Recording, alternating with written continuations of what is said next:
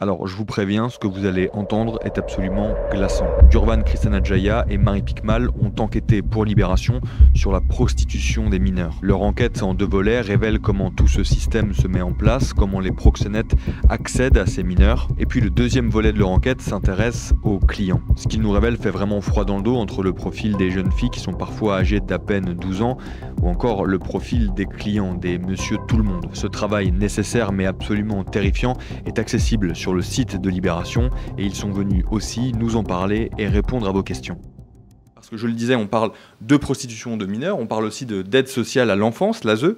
Est-ce que vous pouvez nous résumer un peu le lien et les grandes lignes donc de cette affaire? Nous, on travaille sur le sujet depuis quelques années. On a fait une enquête en 2020, il me semble, sur l'ubérisation de la prostitution. C'est un sujet qu'on suit depuis longtemps avec Marie en binôme. Et là, récemment, il y a eu plusieurs plaintes qui ont été déposées par un avocat qui s'appelle Maître Hamas à Marseille contre les présidents de département par des familles qui reprochaient en fait, pour résumer, les présidents de département ont la gestion de l'aide sociale à l'enfance et donc les familles ont porté plainte contre ces présidents-là pour défaut de prise en charge parce que après leur placement, les jeunes filles se sont retrouvées prostituées. On va peut-être y revenir. Mais il y a eu plusieurs plaintes, ça a eu un peu un écho médiatique important. Et nous, en fait, on a appris qu'il y avait d'autres plaintes qui allaient être déposées. Et en fait, ces plaintes épinglent précisément l'ASE en faisant un lien direct en fait, entre l'aide sociale à l'enfance, dont ex-DAS, et la prostitution. Et ce lien, c'était de dire que les filles qui étaient placées, et certains garçons aussi, mais c'est assez rare, c'est plutôt des filles, avaient des risques de finir prostituées, en fait, pour le faire de façon triviale. Et nous, on s'est intéressé à cette question, on s'est demandé, est-ce que c'est la réalité? J'interromps très rapidement les discussions pour vous encourager à vous abonner à notre chaîne YouTube. Ça vous permettra de ne rater aucune de nos prochaines discussions, ni aucun de nos prochains reportages que l'on publie régulièrement sur notre chaîne. Et pour comprendre aussi le lien du coup entre l'ASE et cette question de prostitution des mineurs, peut-être que Marie, tu peux nous expliquer aussi, rappeler en tout cas ce qu'est l'ASE et comment des mineurs peuvent s'y retrouver. Oui, parce que c'est un peu rapide et trop raccourci de dire que l'ASE fabrique de la prostitution, c'est évidemment pas ça. En fait, donc pour redire, donc l'ASE, c'est les anciens ADAS, comme on les appelait jusque-là, enfin pendant longtemps. Et donc c'est les enfants placés qui parce qu'ils sont en danger chez eux ou que leurs parents sont en telle difficulté qu'ils peuvent plus s'occuper d'eux. Et donc, ces enfants sont placés soit dans des foyers, soit dans des familles d'accueil. Et donc, l'aide sociale à l'enfance en France est gérée par les départements. Donc, il y a des grosses inégalités dans la façon dont les enfants sont pris en charge selon les départements, selon l'argent qui est disponible et selon les politiques menées par les présidents de département. Et en France, l'ASE, c'est vraiment, depuis plusieurs années, ça va vraiment pas. On n'arrête pas de l'écrire, nous et nos confrères, dans les autres journaux. Il y a eu énormément de reportages qui ont été faits sur beaucoup de dérives et parfois amenant à des situations vraiment critiques dans la prise en charge des enfants. Il y a eu récemment une commission d'enquête parlementaire qui a été menée et les conclusions sont assez alarmantes sur, on parle d'une crise profonde, la violence systémique et même un épuisement généralisé avec notamment un personnel avec un turnover hyper élevé, le recours à des intérimaires aussi, qui font que du coup la situation de prise en charge est malheureusement dans beaucoup d'endroits pas pertinente, enfin du moins pas dans des bonnes conditions. Et ça aussi, ça favorise aussi, c'est un des facteurs supplémentaires qui explique que malheureusement aujourd'hui, dans beaucoup de structures, le fléau de la prostitution est très important dans l'aide sociale à l'enfance. Et pour avoir une idée aussi de l'ampleur, en tout cas du nombre d'enfants qui sont placés à l'ASE, c'est à peu près combien Alors, c'est 200 000 environ enfants placés, 75 000 de mémoire, Gurvan, sont placés en foyer, c'est 75 000, alors ouais, 208 000 enfants placés, 75 000 environ en foyer. Et le reste en famille d'accueil. Voilà, c'est ça. Voilà. Et quand on parle donc de la prostitution des mineurs, est-ce qu'on sait là encore combien de personnes ça peut concerner ? Alors, il y a eu des chiffres du gouvernement qui ont été communiqués, qui sont communiqués depuis quelques années, qui ont été communiqués là récemment. On estime à peu près, alors entre 15 et 20 000, c'est une grosse fourchette, mais c'est des chiffres qui fluctuent. Disons qu'on peut estimer à peu près à 20 000. Il y a eu un chiffre qui est sorti il n'y a pas longtemps dans la presse, là, il y a une semaine, qui expliquait que le nombre de prostituées mineures avait fait x10 en 10 ans. C'est un chiffre qu'il faut contextualiser. On observe qu'il y a aujourd'hui 20 000 prostituées mineures, mais les moyens d'enquête et les moyens des associations pour repérer ces personnes-là, etc., ont considérablement avancé. Il y a eu des formations, il y a eu de la prévention, etc. Donc c'est aussi un phénomène qu'on est plus capable de voir. Donc on ne sait pas si on sait, c'est pas une augmentation de x10, c'est que on est plus capable d'observer le phénomène. Et après, c'est vrai qu'il y a c'est quelque chose qui est palpable dans la réalité. Dans notre société, et une des raisons est liée notamment à l'explosion des communications en ligne et des réseaux sociaux qui ont décloisonné le recours à la prostitution traditionnelle et qui ont conduit aussi des mineurs à être plus touchés par ce sujet-là. J'allais justement demander comment s'organise, comment se met en place ce système de prostitution de mineurs, parce que déjà, pourquoi est-ce que ça serait plutôt des mineurs de l'ASE qui seraient plus concernés que des mineurs hors ASE, et qu'est-ce qui favorise, comment est-ce que les proxénètes aussi peuvent toucher ces mineurs-là? En fait, ce qu'il faut avoir en tête, c'est que c'est pas, donc comme je le disais tout à l'heure, c'est évidemment pas l'ASE qui fabrique de la prostitution. Disons que les foyers de l'ASE sont un terrain, un terreau où il y a plus d'enfants en situation très fragiles et donc plus des enfants susceptibles et des adolescents susceptibles de tomber dans la prostitution. Donc c'est ça surtout qui fait qu'on se retrouve avec une surreprésentation d'enfants tombés dans la prostitution à l'ASE. Et en fait, tomber dans la prostitution aujourd'hui est assez simple et beaucoup plus facile qu'avant parce que ça se fait de manière dématérialisée via les réseaux sociaux. Donc l'explosion du recours à la prostitution chez les jeunes a commencé au début dans les années 2013, en fait, un peu au moment de l'explosion des réseaux sociaux. Et aussi au moment du confinement, il y a eu aussi un essor très important puisque tout se fait en ligne via Snapchat, WhatsApp ou des sites Internet un peu spécialisés comme Sex Model ou Annonce. Donc ça simplifie beaucoup je le dis un peu de manière trivial, mais le travail des proxénètes, c'est beaucoup plus facile. Et les proxénètes ont repéré qu'à l'ASE, ils allaient trouver des enfants en situation fragile. Parce qu'il y a un élément assez important qui ressort vraiment dès qu'on discute avec des professionnels formés, c'est que dans l'immense majorité des cas, pour ne pas dire tout le temps, les jeunes filles qui tombent dans la prostitution ont eu dans leur passé un événement traumatique fort, souvent des violences sexuelles, agressions, viols, inceste, ou parfois c'est du harcèlement, mais plus à l'école, qui font et à un moment aussi, des adultes ont été défaillants, et ça marque souvent une rupture, et c'est après qu'elle tombe dans la prostitution, des fois bien plus, des années après à l'adolescence. Mais c'est vraiment un élément qui revient de manière très fréquente dans les témoignages qu'on a recueillis et la parole des professionnels. Il y a une remarque dans le chat et ça m'amène à une question. Quelqu'un nous dit mineur victime de prostitution ou d'exploitation sexuelle plutôt que mineur prostitué. En tout cas, qu'il faut le prononcer ainsi. Et du coup, j'ai une question automatiquement qui me vient, c'est de savoir au regard de la loi ce qui est dit pour une mineure du coup victime de prostitution. Est-ce automatiquement une victime ou pas forcément? Oui, ça pose la question aussi de ce qui revient beaucoup, parce que beaucoup de mineurs, de mineurs qui se prostituent ne se considèrent pas comme victimes. Dans leur discours, elles disent souvent être consentantes, vouloir utiliser leur corps comme elles le souhaitent. Et vraiment, alors ça c'est aussi un élément un peu compliqué à saisir au début. On a mis un peu de temps à avoir les bons mots, mais les psychologues expliquent que, en fait, même quand elles ont le comportement de se dire consentantes, elles ne ne le sont pas. Elles recherchent à reproduire en fait, dans l'acte de prostitution, elles recherchent le moment où leur corps, leurs émotions sont anesthésiées par la violence du traumatisme.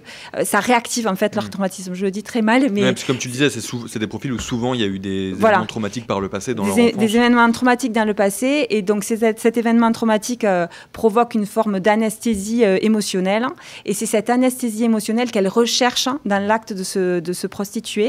Et donc, vraiment, tous les professionnels à qui on a parlé disent qu'il faut parler d'exploitation sexuelle et non de prostitution, et vont même plus loin, on en reparlera, mais pour les mineurs et les clients, en disant que ce n'est pas... une recherche de prostitution, en fait, c'est la pédocriminalité, puisque quand on parle d'une enfant de moins de 15 ans, c'est vrai que le mot pédocriminalité paraît plus juste que le mot prostitution. D'ailleurs, ce qui est frappant aussi de votre enquête, c'est ce qu'on voit qu'il y a certaines filles qui sont même âgées de même pas 12 ans, quoi. C'est vraiment très très jeune. Toi d'ailleurs, Gurvan, tu as rencontré des victimes. Quels sont leurs profils et comment s'est passée la rencontre aussi avec elles ? Ce qui est assez étonnant, c'est que c'est des profils, c'est une problématique qui touche à peu près toutes les couches de la population. On a une image comme ça où on se dit c'est forcément des personnes qui sont dans une forme de misère sociale ou je sais pas, que les CSP+ ne seraient pas atteints par ces questions-là. En réalité, c'est pas vrai, ça touche tout le monde. Effectivement, comme le disait Marie, c'est moi, toutes les filles que j'ai rencontrées qui en étaient sorties, mais étaient des filles qui avaient vécu soit un viol auparavant, soit de l'inceste. Voilà, certaines ont commencé à 11 ans, 12 ans, 13 ans. Et ce qui m'a marqué en tant que journaliste, mais aussi en tant que personne, c'est la manière dont, et ça illustre aussi ce que Marie, tu disais, la manière dont elles racontent ce qu'elles ont vécu avec un sang-froid et une distance incroyable. C'est-à-dire qu'elles vous racontent des faits, les clients qui sont à la porte, qui sonnent toutes les 10, 15, 20 minutes, des gens qui ont 45, 50 ans, et puis elles racontent qu'elles prennent un train toutes seules, qu'elles ont 14 ans, qu'elles vont dans un hôtel toutes seules, qu'elles prennent des photos, qu'elles sont dans un réseau avec d'autres filles, que les autres filles pleurent, qu'il y a des consommations de drogue, tout ça, et elles racontent ça avec une forme de distance, et puis forcément, à un moment, moi je me souviens que je discutais avec une des jeunes filles, je lui dis... est-ce que vous avez des regrets ? Et elle me dit non, je n'ai pas de regrets, c'est fait maintenant, voilà. Mais il y a quelque chose de l'ordre, dans le cas qu'on a traité dans le second volet, il y a ce mot qui est utilisé par un psychologue dans un rapport d'expertise qui dit syndrome de Stockholm dans une des victimes. Il y a peut-être un peu de ça, l'idée que il y a une forme d'emprise qui est tellement forte et aussi... lié au traumatisme et à un environnement qui est complètement déstructuré avec une perte de réalité totale, elles perdent pied avec la réalité, qui fait que leur corps, c'est comme s'il ne leur appartenait plus et que ce qu'elles racontaient en fait c'était juste d'une banalité extraordinaire, alors qu'en fait pour nous c'était très choquant. Enfin, moi je suis ressorti de pas mal de ces entretiens avec la boule au ventre, et puis il y a un moment... et je me souviens, je l'ai regardé, je disais, vous voulez faire une pause ? Et puis elle disait, non, ça va. Et puis il y avait la mère à côté de moi, souvent, enfin tout le temps, à chaque fois, il y avait la mère qui assistait à ces rendez-vous, parce qu'évidemment, elles sont mineures, et la mère à côté de moi qui se décomposait, quoi. Et nous, moi aussi, en tant que personne majeure, voilà. Et elle raconte ça comme si c'était du quotidien. Après, ce sont des personnes qui sont finalement assez conscientes, même avec du recul de ce qu'elles ont fait, mais qui sont dans une situation où ça correspond souvent à des moments où on commence à fuguer. Il y a une des jeunes filles qui me racontait que le cadre à la maison était trop strict et que c'est pour ça qu'elle a commencé à fuguer, et que ces fugues ont donné lieu à un placement à l'ASE dans un foyer, et que c'est dans le foyer qu'elle a commencé à se prostituer, à être prostituée d'abord de force, et après elle l'a fait de son plein gré, parce que en fait elle utilise ces mots d'elle-même, elle dit c'est l'argent facile, voilà. Et c'est finalement une perquisition, enfin un flagrant délit, une intervention des policiers qui fait que les proxénètes sont arrêtés, et qu'elle arrête son activité, qu'elle rentre chez sa mère, et qu'à ce moment-là on a l'impression qu'elle réalise, parce que l'emprise, elle est plus sous emprise en fait. Mais quand je l'ai rencontrée, c'est vrai que c'était 2-3 mois après sa sortie de cet hôtel-là, Et je sentais que je percevais qu'elle commençait à peine à se reconstruire. Elle venait d'adopter un hamster, enfin des choses d'enfant en fait, et qui ne collaient pas du tout avec ce qu'elle venait de me raconter. Donc je pense qu'après, et les professionnels aussi qu'on a rencontrés, avec qui on a échangé, l'expliquent. Le chemin après pour se construire en tant qu'adulte est très très long aussi. Hein. Et c'est vrai que l'état de dissociation se ressent beaucoup dans la façon dont elle s'exprime. Moi, je me souviens d'une jeune fille que j'avais interrogée maintenant il y a 4 ans et qui, c'était assez fort. Elle, dans la même phrase, elle utilisait le présent, l'imparfait, de sorte que je ne savais pas si elle se prostituait encore. D'ailleurs, elles n'emploient jamais le mot prostituée. Ça, c'est un mot de nous, de vieux schnock, mais eux, ils disent... Là, il disait le bossage, par exemple. Voilà, où il y a escorting, michetonnage. Enfin, c'est pas du tout. Et en fait, c'est cet état de dissociation que j'exprimais un peu maladroitement tout à l'heure se ressent beaucoup dans la façon dont elle s'exprime. Et c'est très troublant de l'extérieur quand on reçoit ce discours-là, parce qu'on se sent totalement désemparé par l'impression qu'elle donne de ne pas avoir conscience. Et à la fois, comme tu le disais, à la fois... Il y a ça, et à la fois, dans la façon dont elle parle des clients, notamment, ou des proxénètes, il y a une conscience hyper aiguisée de quelque chose que nous-mêmes aussi, on a du mal à concevoir. On en parlera tout à l'heure, du profil des clients. Ouais. Et ça, c'est hyper fort. Elles ont des images et des expressions hyper justes pour décrire une réalité que nous-mêmes, nous, on n'a pas envie de voir. Et voilà, c'est assez fort. On en parlera des profils des clients, ce qui me permet de dire aussi dans le chat, je vois certaines questions liées à ça, on y viendra juste après, puisque pour le redire à ceux qui nous rejoignent maintenant, l'enquête a été chapitrée en 2 grands volets, et donc le volet consacré aux clients est disponible sur le site de Libération et sortira demain en kiosque, mais on va en parler juste après avec Gurvan et Marie. Juste avant, il y avait une autre question concernant les mineurs... alors attendez, je la retrouve. Ah voilà. Est-ce que vous savez quel pourcentage de la prostitution représente ces mineurs en France ? Est-ce qu'on en a une idée ou pas du tout ? On rappelle que la personne nous rejoint seulement maintenant parce qu'elle disait que la question avait peut-être déjà posée. Elle n'a pas été posée, mais donc on disait tout à l'heure que ça représente les mineurs... représente environ entre 15 et 20 000 jeunes aujourd'hui en France. Et le chiffre de la prostitution... C'est difficile à dire... comme ça, mais ce qui est sûr, c'est que c'est un phénomène qui prend de plus en plus de place, entre guillemets, et qui évolue aussi. Nous, ce qu'on nous a dit, c'est que les jeunes filles sont de plus en plus jeunes. L'âge médian est passé sous les 15 ans, là, cette année, au tribunal pour enfants de Bobigny. 14 ans et 8 mois. Donc l'âge médian, ça veut dire qu'il y a des cas au-dessus et des cas en dessous. Et qu'auparavant, ce qu'on voyait, c'est qu'il y avait quand même une partie de jeunes filles mineures étrangères qui étaient dans des réseaux, etc. Aujourd'hui, c'est principalement des filles françaises. Enfin, on parle des filles parce que c'est surtout des filles. Il y a quelques garçons, mais c'est surtout des filles. Après,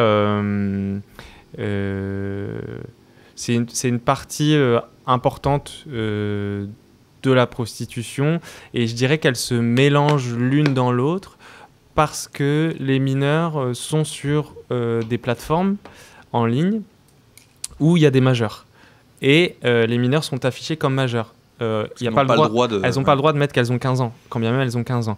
Donc en général, ce qu'elles mettent, c'est 18, 19 ans, et les clients savent très bien que s'ils mettent 18, 19 ans, ils ont un pourcentage de chance qui est difficile à estimer, mais un certain pourcentage de chance de tomber en réalité sur une jeune fille qui soit fait jeune, soit est mineure.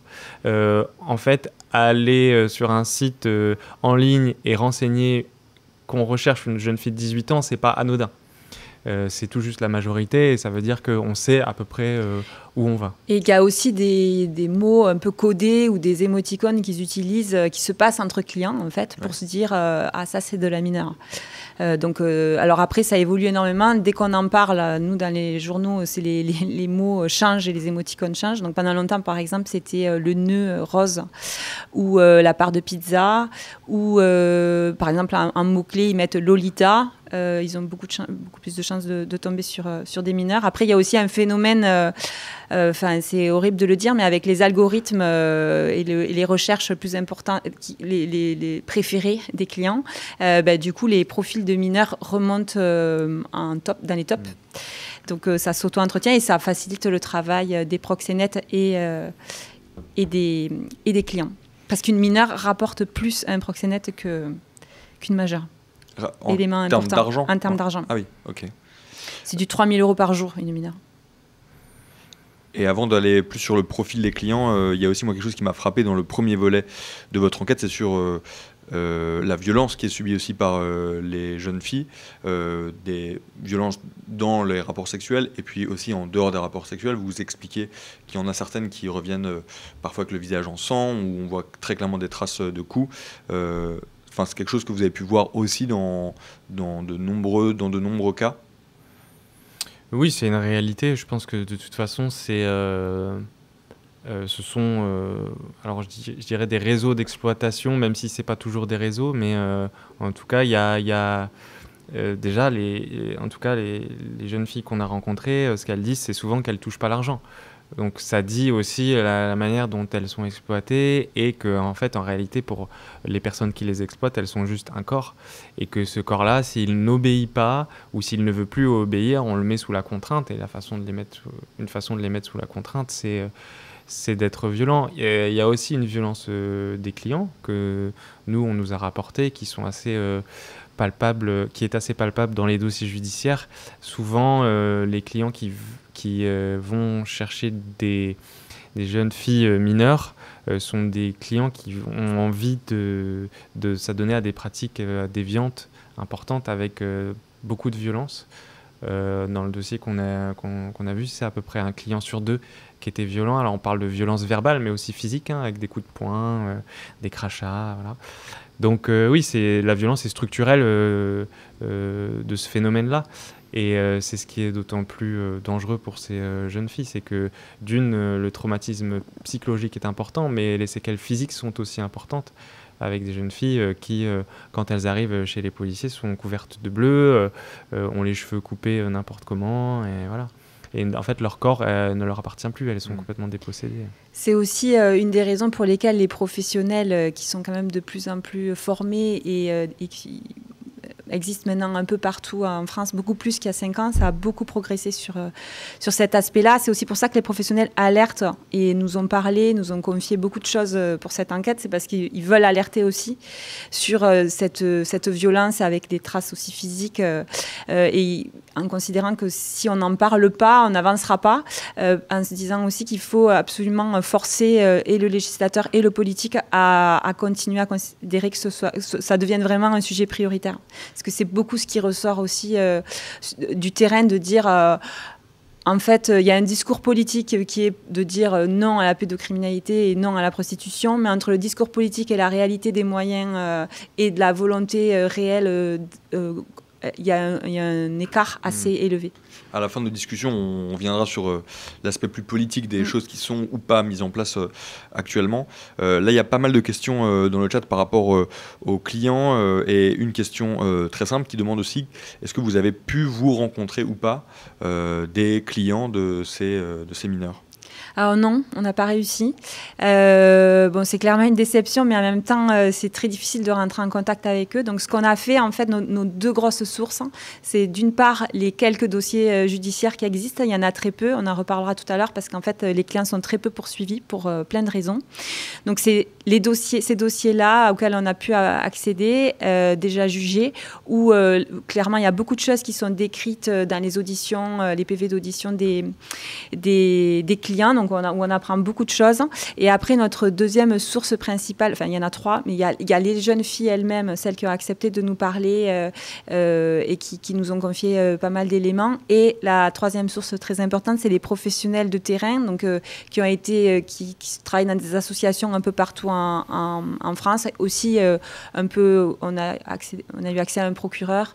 On a essayé d'avoir un peu tous les corps de métier qui ont accès à ces jeunes filles, pour aussi, parce que c'est vrai que les jeunes filles ont plus tendance à se confier aux professionnels qui font un travail de lien de confiance très important avec ces jeunes filles et à qui elles montrent parce que ces petites, souvent, elles se confient beaucoup plus que ce qu'on croit.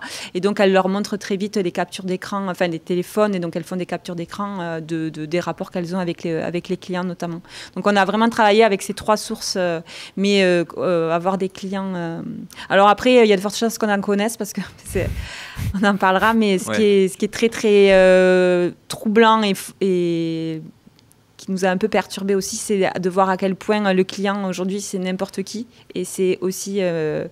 ça peut aussi être des gens de notre entourage et c'est pas juste des gens paumés ou malades comme on pourrait l'imaginer. Et je dirais qu'en plus, ce qui est difficile dans le fait de rencontrer des clients, c'est que souvent ils sont dans une forme de déresponsabilisation. On le voit dans les procédures qu'on a consultées, ils savent pas, ils oublient. Ah non, j'étais pas là, je savais pas qu'elle était mineure.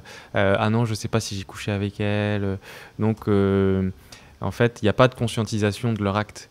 Donc pour nous parler à nous, c'est difficile parce qu'en fait déjà devant la justice, qui est quand même quelque chose de sérieux, ils disent non, j'ai pas fait ça. Alors devant nous, c'est compliqué, c'est très compliqué. Et donc sur le profil de ces clients, est-ce qu'il y a un profil qui se dégage ou c'est comme tu commences à le dire là vraiment monsieur tout le monde comme on peut non mais dire c'est parfois. Terrible parce que vraiment alors on a creusé quand même, on a appelé beaucoup de professionnels, on a rencontré pas mal de monde et ce qui est le plus terrible c'est que c'est tout le monde quoi. Il y a pas, c'est des jeunes, des vieux, des pères de famille, des grands-pères, des grands ados. C'est des gens qui roulent en Tesla, en Clio, qui ont des sièges auto derrière dans la voiture. C'est des gens qui osent dire je suis médecin, qui disent leur métier, qui mettent parfois leurs photos en profil sur les sites d'annonces et donc visibles, on se dit, de leur femme, quoi. Enfin, c'est très troublant. Et comme dit Gurvan, ça questionne beaucoup aussi la déresponsabilisation qui va avec, mais de se dire qu'on ne peut pas juste se dire que c'est des quelques fous qui se baladent dans la nature, mais plutôt de considérer, de le voir vraiment comme un problème de société parce que ça concerne des gens très variés. Et ce que je disais tout à l'heure sur les jeunes filles qui sont parfois très pertinentes, qui ont conscience de tout ça, il y a des mots de jeunes qui résument tout. Il y avait notamment une petite qui disait à une des professionnelles non mais tu sais c'est peut-être ton frère ou peut-être ton mec et puis moi j'ose plus aller à la boulangerie parce que je me dis que le boulanger qui va me servir mon croissant peut-être que ça va être un client. Donc c'est cette réalité là aussi qui nous a, je dois dire, assez glacés. Il y a aussi une question sur des endroits en France plus que d'autres ou pas. Est-ce quelqu'un qui demande est-ce que c'est surtout dans une région ou est-ce que c'est partout en France? Non, c'est partout en France. Après, on sait qu'il y a des moments importants. C'est plutôt comme ça que ça fonctionne. Par exemple, à Cannes, on nous a dit il y avait énormément de jeunes filles en fait à Cannes parce que c'est le festival et que à ce moment-là, ou pour les Fashion Week, ou pour dès qu'il y a un événement, mais ce qui du coup dit des choses potentiellement des clients. Oui, alors nous, ce qu'on sait des clients, c'est que c'est absolument tout le monde, mais c'est aussi des gens qui vivent, pour une partie d'entre eux en tout cas, ils vivent, c'est des catégories socio-professionnelles assez aisées.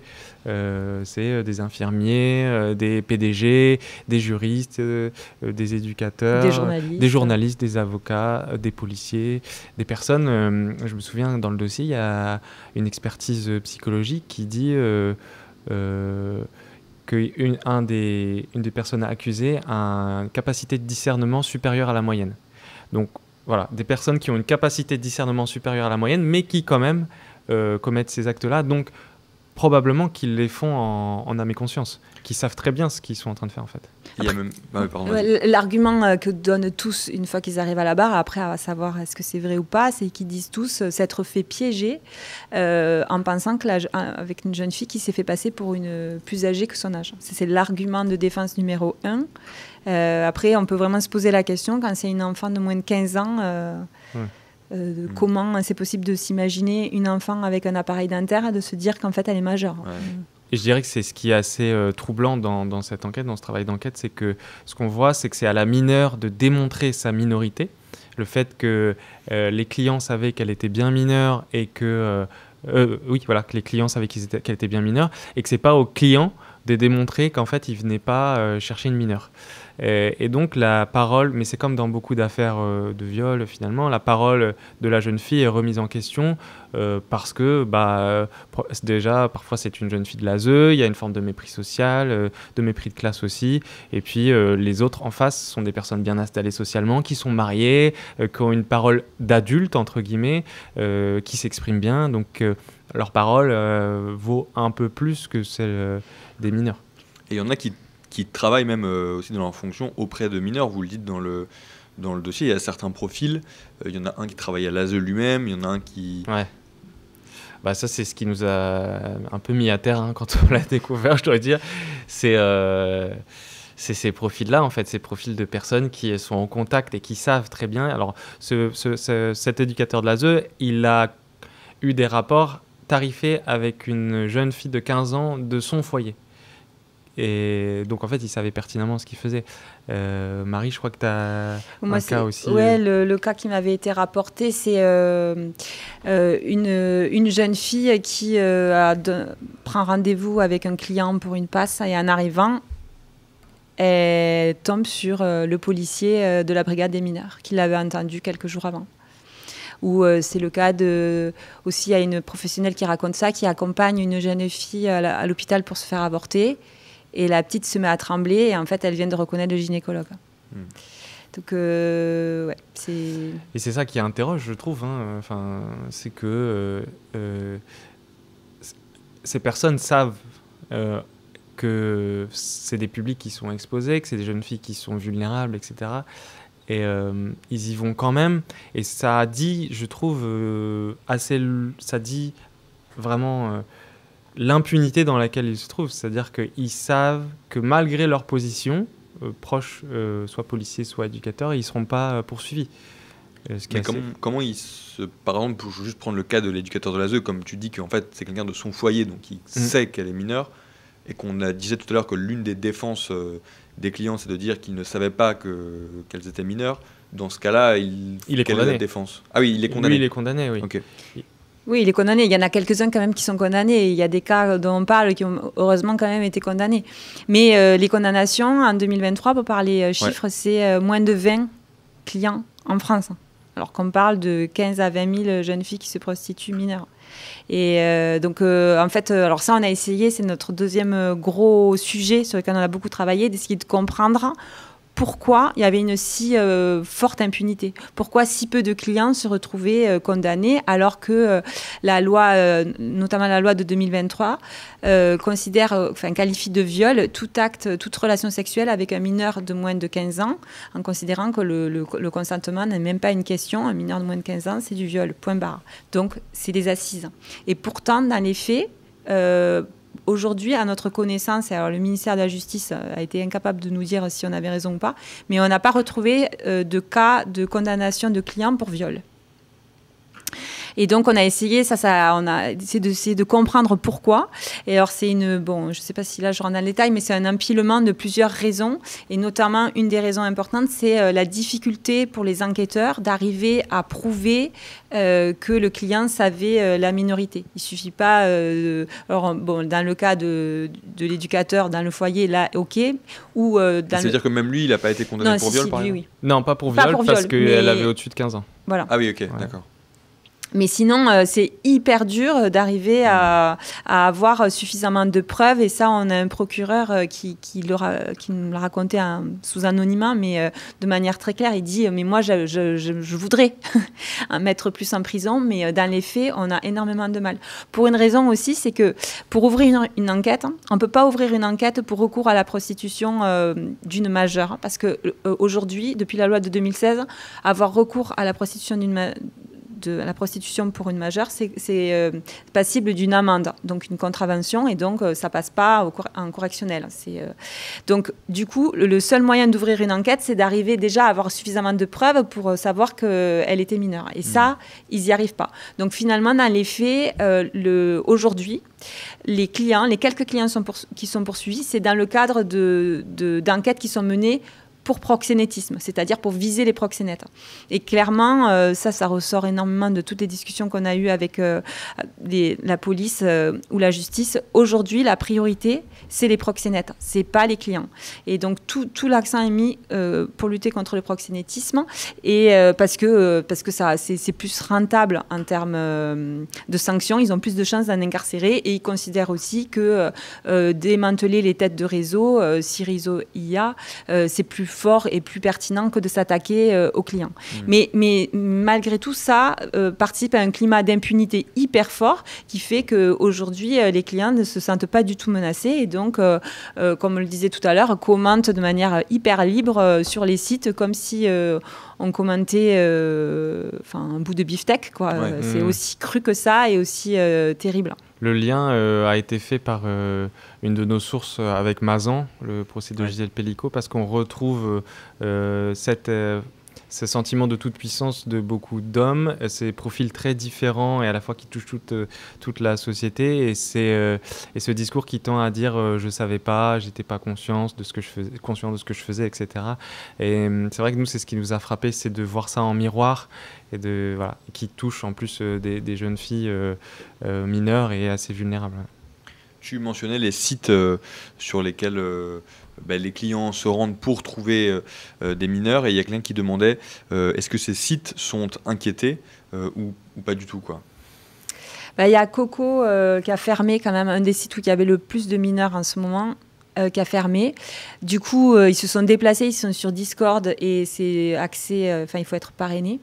Donc, mais bon, clairement, non, les sites prolifèrent. Enfin, il y a quand même, ça peut changer. Il y a des fois des fermetures, mais ils sont pas énormément inquiétés, parce que sinon, on ne trouverait pas aussi facilement autant de commentaires, autant d'annonces sur les sites. Et les serveurs sont à l'étranger pour tous les sites, et donc faire fermer des sites à l'étranger, c'est assez compliqué. Et puis, eux, ils se défendent en disant que de toute façon, ils hébergent des personnes majeures, et que c'est du déclaratif. La personne, à partir du moment où elle dit qu'elle a 19 ans, eux, ils ne demandent pas de vérifier, etc. Après, évidemment qu'ils savent très bien qu'il y a toute une partie de leur clientèle qui recherche des mineurs. Et c'est d'ailleurs là-dessus qu'ils surfent, puisque, comme disait Marie, dans l'algorithme, ce qui remonte, c'est plutôt des mineurs. Mais eux, c'est leur business, et ils s'en lavent un peu les mains, ouais. Toi, tu as assisté à une maraude numérique, tu as suivi une maraude numérique. Est-ce que tu peux nous expliquer un peu de quoi il s'agit ? En gros, c'est une association qui s'appelle l'Amicale du Nid, qui travaille depuis très longtemps sur ces sujets-là, et qui, ces deux éducatrices qui mettent en place, elles font le tour des sites en ligne, et elles vont repérer avec leur expérience, donc elles mettent dans leur filtre des jeunes filles de 18 à 23 ans, parce qu'elles savent que c'est là qu'elles ont le plus de chances de trouver des mineurs, et elles vont cliquer sur toutes les annonces, récupérer le numéro de téléphone et leur envoyer un SMS pour dire on est dans une association, on peut vous donner des renseignements sur vos droits, on peut aussi vous accueillir, on peut aussi vous donner de la prévention ou des préservatifs, vous écouter, etc. Et toute une autre partie de leur travail, c'est de faire des signalements à Pharos, qui est la plateforme gouvernementale. Et donc certains de ces signalements sont relevés, ils reçoivent des retours, etc. Mais ça reste assez faible, en fait. Disons que l'action, elle touche plutôt les jeunes filles qu'elle ne vise les clients. Ceci étant, elles ont une connaissance assez fine des clients, puisque les clients s'exposent. Il y a une des éducatrices qu'on a rencontrées qui a cette phrase qui dit c'est comme noter un resto pour eux. Ils se donnent des conseils, elle est comme sur les photos, allez-y. Alors ils disent elle encaisse bien, entre autres mots, beaucoup plus crus parfois. Donc voilà, c'est aussi des plateformes où on sent que tout est fait pour le client. C'est exactement, moi ça m'a fait j'ai eu ce ressenti-là, c'est exactement comme une plateforme commerciale, en fait. C'est comme si vous alliez sur Rakuten ou Cdiscount acheter un ventilateur, et en fait non, vous renseignez vos critères, la ville, l'heure à laquelle vous voulez y aller, et puis vous avez tout le détail, le prix, les services, etc. Il y a un client l'autre jour qui s'est trompé, qui a envoyé, qui a appelé la plateforme d'écoute d'aide aux jeunes filles qui se prostituent, en croyant que c'était un site de vente d'enfants. Donc il a envoyé un message en disant qu'il voulait commander une jeune fille et se la faire livrer à domicile. Donc, je crois, dans les mots employés, ça résume assez bien les choses. D'ailleurs, ce qui est glaçant aussi, moi je trouve, quand j'ai lu, je crois que c'est dans le premier volet de l'enquête, où à un moment vous donnez la parole à une éducatrice, je pense, je suis plus sûr, mais qui explique que quand elle est arrivée à son poste et qu'elle a pris connaissance même du profil des mineurs, elle disait, moi je m'attendais à voir des jeunes filles surmaquillées, un peu comme on peut avoir l'imaginaire d'une personne prostituée. Et en fait, elle disait, en fait, non, c'est des jeunes filles qui sont en pyjama, qui produit cet imaginaire d'enfant vraiment très très jeune, quoi. Ça c'est assez frappant aussi, quoi. Ça c'est pas tout mais oui, c'est un exemple qu'elle a donné qu'il avait énormément bouleversé, quoi, parce qu'en effet elle imaginait pas se retrouver devant une petite en surpyjama licorne de 12 ans. Mais ce qui interroge aussi sur les fantasmes masculins, quoi, en fait. C'est-à-dire qu'à partir du moment où certains hommes considèrent qu'un pyjama, là, dans la procédure, dans le jugement, enfin dans l'enquête à laquelle on a eu accès, il y a un homme qui dit je me suis rendu compte qu'elle n'avait pas des formes aussi pulpeuses que les femmes qui m'attirent. Elle avait 14 ans. Évidemment que à cet âge-là, on n'est pas aussi bien informé que des adultes. Donc en fait, ce qui interroge aussi, c'est effectivement, et moi je trouve que c'est ce qui est assez frappant, à quel point l'apparence enfantine des jeunes filles est attrayante pour toute une partie des hommes dans notre société, et qui vont sciemment rechercher ça, et qui le font, encore une fois, sans être punis pour ça. Il y a une question à ce propos dans le chat. Avez-vous interrogé des psys pour comprendre les clients où va se percher cette envie, besoin? L'idée étant de les soigner car c'est maladif, point d'interrogation, ou est-ce que je me trompe? C'est un peu réducteur, à mon avis, de dire que c'est maladif. Alors, une partie d'entre eux expose une addiction à la sexualité. En réalité, ce qui est noté dans pas mal de rapports d'expertise et puis de ce que nous disent les professionnels, c'est qu'il y a déjà une volonté d'asseoir un sentiment de domination. Pour beaucoup, ils ont des postures sociales importantes, c'est des hommes installés, etc. Ils ont envie soit d'asseoir ça, soit de réaliser des fantasmes qu'ils ne font pas à la maison avec leur femme ou leur concubine. Donc il y a cette chose-là, et puis il y a aussi toute une forme de déviance liée à des pratiques, soit sadomasochistes, soit à des choses comme ça. Mais je pense pas, alors je peux peut-être me tromper, je sais pas ce que tu en penses, Marie, je pense pas que ça fasse état d'une quelconque souffrance de leur part. Je pense que c'est au contraire une volonté d'assouvir un plaisir, une pulsion, quelque chose de cet ordre-là. Oui, puis ça illustre aussi presque une dérive sociétale. Alors ça, c'est Christophe Molmy, qui est à la brigade des mineurs à la préfecture de police de Paris, qui me disait ça. Il me disait, on ne peut pas tout mettre sur le répressif, il y a aussi le préventif. Tout ce que ça dit aussi de la déshumanisation des rapports sexuels, de la marchandisation du corps. Il disait, c'est un tout, quoi. Comment on en arrive là et que c'est peut-être dans cet angle-là aussi qu'il faut le percevoir, la société aussi patriarcale dans laquelle on est, le fait que ces sujets aussi aient du mal à émerger, parce que, comme on disait tout à l'heure, il y a une volonté politique, plus ou moins, mais dans les faits, quand même, tous, que ce soit du procureur aux policiers ou encore aux professionnels des éducateurs ou des sociologues qui s'occupent des enfants, tous le disent, quoi. C'est pas une priorité. Aujourd'hui, la priorité, c'est les stupes. Mais en fait, la prostitution des mineurs, ce n'est pas vraiment une priorité. Si ça l'était vraiment, on se poserait peut-être les questions, on poserait le débat autrement. Parce que ce qui est frustrant, c'est vrai c'est que les solutions existent. On sait que c'est une question de moyens, d'enquête, voilà. Donc le problème était finalement assez facile à résoudre. Mais il continue d'exister, voire il s'amplifie. Donc c'est qu'il y a forcément... Il n'est pas si facile que ça à résoudre quand même. Parce que par exemple le téléphone, oui. Non, c'est parce que c'est pas si facile que ça de faire déconnecter une jeune fille une fois qu'elle est sous l'emprise. C'est vrai, ça aussi ils le racontent tous. Le téléphone, c'est hyper facile. Même si on les déplace dans un autre foyer, elles se font rattraper parce qu'un coup de téléphone et le Uber arrive les chercher. Donc c'est aussi ça. Oui, c'est vrai. C'est vrai.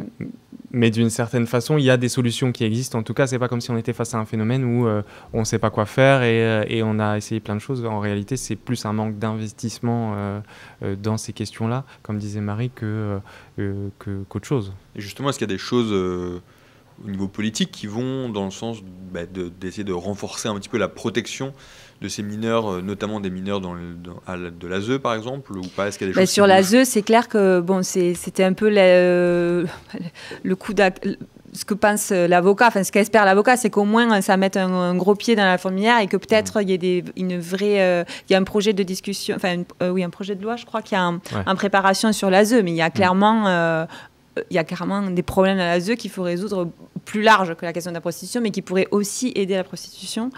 Et après, quand on interroge Aurore Berger, c'est toi qui les as eus, mais oui, ils disent clairement, c'est très mal, il faut absolument sanctionner tous les clients. Après, peut-être qu'une des pistes, comme on disait un peu tout à l'heure, c'est peut-être de considérer que le recours à la prostitution, même pour les majeurs, est un délit et que ça faciliterait l'ouverture d'enquête et ensuite de prouver qu'en fait, ils savaient que c'était une mineure. Ça pourrait être une des pistes. Selon les mots du cabinet du ministère, c'est une priorité nationale, la lutte contre la prostitution des mineurs. Voilà. Donc, Après, on peut quand même dire, dans les points positifs, pour pas tout noircir, que vraiment, nous, on le constate, parce qu'on avait enquêté il y a 4 ou 5 ans dessus, et aujourd'hui, un bond a été fait dans les moyens qui sont mis en œuvre dans les associations pour tendre la main à ces jeunes filles et essayer de les aider. Ça a énormément évolué. On a appelé là plein d'associations qui ont monté plein de projets un peu partout, notamment l'Amicale du Nid, comme Gurvan disait, mais il y en a plein d'autres. Donc ça, vraiment, on voit que ça a évolué. On voit aussi que dans les parquets, ils sont beaucoup plus sensibilisés et formés aussi à cette question de la victime qui ne veut pas être victime, parce que ça, c'est quand même galère à gérer pour les enquêteurs. Et donc, les parquets sont formés à ça. Donc, il y a des référents dans chaque parquet en charge de ces questions-là. Dans certains parquets, malheureusement pas tous, il y a des moyens d'enquête dédiés. Donc, ça fonctionne. Après, ça bloque encore dans les commissariats. Trop souvent, les enquêtes, une fois ouvertes, s'empilent. Et il n'y a pas les moyens d'enquête suffisants derrière pour vraiment mener ce travail qui est, c'est vrai, un travail de fourmi. Il faut prendre le téléphone des jeunes filles, appeler un à un les clients, les faire venir avec sans être sûr derrière de sanctionner. Et donc, parce qu'aussi les commissariats, c'est aussi une réalité, il y a une politique du chiffre, ils doivent faire du chiffre, ils doivent incarcérer. Et si ils passent trop de temps sur des clients sans être sûrs à la fin de les incarcérer, ils préfèrent aller sur le stup, parce que ça rapporte plus. Je n'aurai pas le temps de prendre toutes vos questions dans le chat, parce que la discussion touche bientôt à sa fin, mais il y avait une chose que j'ai vu passer tout à l'heure sur laquelle je voulais vous entendre parce que ça permet aussi de conclure cette discussion, et c'est quelqu'un dans le chat qui a simplement dit tout à l'heure « J'espère que vous allez bien ». Et ça permettait aussi un petit peu de demander comment vous avez pu travailler là-dessus, parce que tout à l'heure tu le disais aussi, en tant que journaliste et aussi en tant que personne majeure, c'est des témoignages qui ne sont pas faciles à recevoir, et c'est quand on lit l'enquête et quand on en parle là, on voit quand même que c'est d'une violence, c'est assez effrayant. Mais donc, comment est-ce que vous avez travaillé là-dessus? Est-ce que ça vous a affecté, j'imagine, aussi émotionnellement? Comment on s'en protège aussi de ça? Je pense que, oui, clairement, c'est dur. Après, on se dit qu'on a un devoir, ça nous porte un peu quand même de se dire que c'est important d'en parler et que ça peut aider à une prise de conscience collective, de plus en réfléchir et peut-être faire un peu avancer les choses à notre... sans trop d'espoir non plus, mais quand même, on espère toujours, c'est ce qui nous fait avancer. Et après, je pense que le fait de travailler à deux, ça aide pas mal, parce que du coup, on peut décharger un peu ce qu'on a entendu et ça aide. Je ne sais pas ce que tu en penses. Oui, tout à fait. Et c'est vrai que c'est assez dur. On a traversé le texte tel qu'il est lu, c'est le fruit de notre travail, mais nous, on a dû digérer toute cette information. Puis, je pense que Marie et moi, on a des tempéraments un peu similaires où on est assez sensible aux histoires humaines, etc. Donc, c'est des choses qui forcément nous affectent. Et puis après, on rentre aussi à la maison avec ces histoires-là. Moi, je sais que j'en ai pas très bien dormi, et c'était pas que la canicule pendant un moment, mais c'est vrai que l'idée de travailler en binôme, en fait, ça permet vraiment de se sentir un peu plus fort. Je pense que si moi j'avais écrit ça tout seul, je sais pas si j'irais vraiment bien.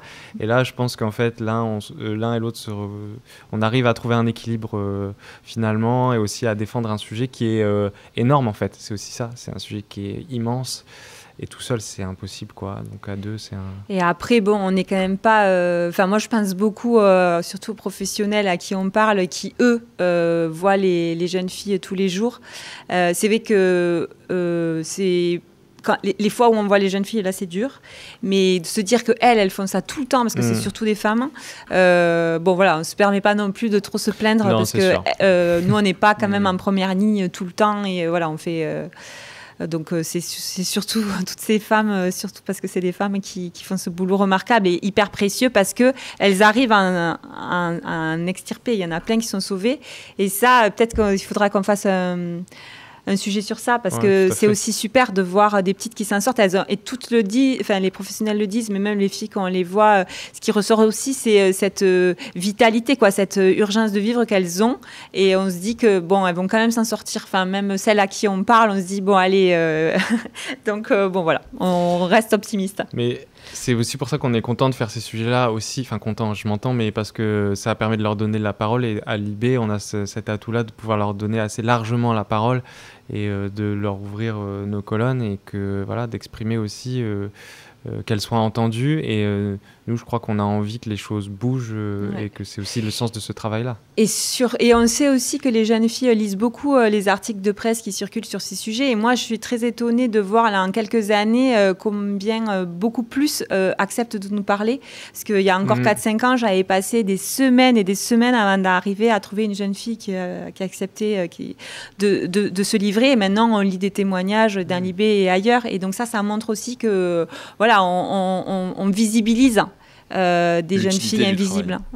Ouais, d'autant qu'on ne le fait pas non plus avec, par un biais sensationnaliste. On ne va pas écrire ça pour raconter des choses, pour faire du clic. On le fait vraiment pour essayer de comprendre, essayer de bousculer un peu les choses. D'ailleurs, on s'est beaucoup questionné sur est-ce qu'on racontait vraiment la violence, notamment physique, qu'il pouvait y avoir. Là, d'ailleurs, on n'en a pas trop parlé, parce qu'on se dit que c'est encore plus dur de le dire à l'oral que de l'écrire. Mais c'est une question qu'on s'est posée, et bon, on a essayé on n'a pas tout dit, mais on en a quand même dit un peu, parce qu'on considère qu'il faut aussi que les gens sachent.